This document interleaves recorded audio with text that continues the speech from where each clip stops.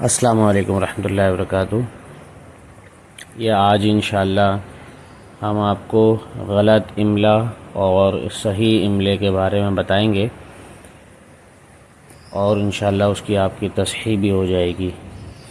عموماً ایسا ہوتا ہے کہ ہم بہت سارے الفاظ وہ غلط لکھ رہے ہوتے ہیں اور بعض اوقات دانستہ طور پر، بعض اوقات نادانستہ طور پر ہم غلط لکھ دیتے ہیں۔ مثال کے طور پہ مہینہ، یہ ہمیں معلوم ہی نہیں ہے کہ نہ ہمیں کسی نے بتایا ہے کہ ہا کے ساتھ نہیں آتا، بلکہ اردو میں ہم الف کے ساتھ لکھتے ہیں۔ اسی طرح استعفا، وہ کھڑا زبر کے ساتھ ہم لکھتے ہیں، اور جبکہ صحیح املا جو ہے وہ الف کے ساتھ ہے۔ استعفا دینا، ریزائن دینا۔ اور اسی طرح آپ دیکھیں کلیجہ ہم لکھتے ہیں تو کلیجہ وہ ہا کے ساتھ لکھ دیتے ہیں، حالانکہ کلیجہ وہ الف کے ساتھ ہوتا ہے۔ اسی طرح دیگر الفاظ بھی ہیں جو کہ ہم ہا کے ساتھ لکھتے ہیں اور ہوتے الف کے ساتھ ہیں۔ مثلا یہ پسینے کو لے لیں آپ، تو پسینہ بھی ہم ہا کے ساتھ لکھتے ہیں، حالانکہ ہمیں الف کے ساتھ لکھنا چاہیے، پسینہ۔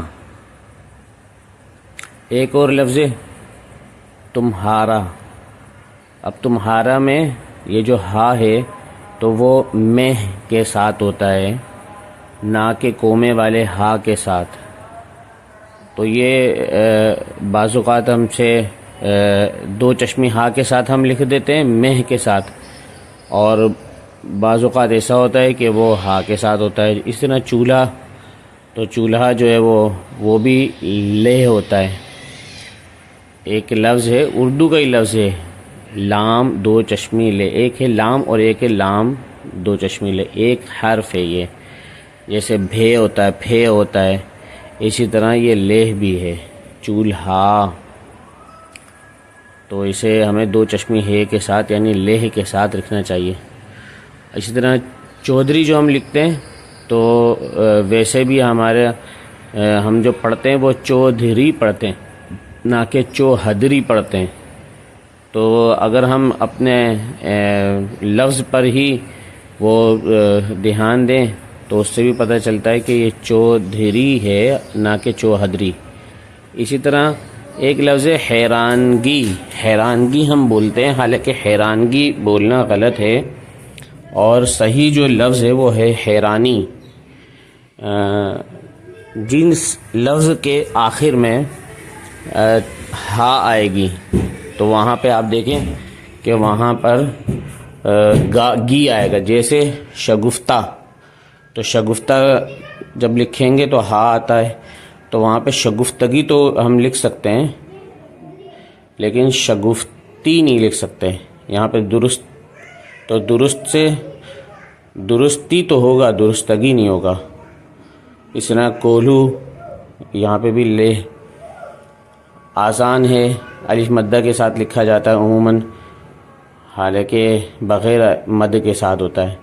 ٹانگا ہے کے ساتھ لکھا جاتا ہے آخر میں، جبکہ صحیح املا وہ الف کے ساتھ ہے، ٹانگا۔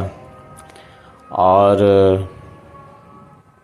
اسی طرح درستی کی طرح ایک دوسرا لفظ بھی آپ دیکھیں، مثال کے طور پر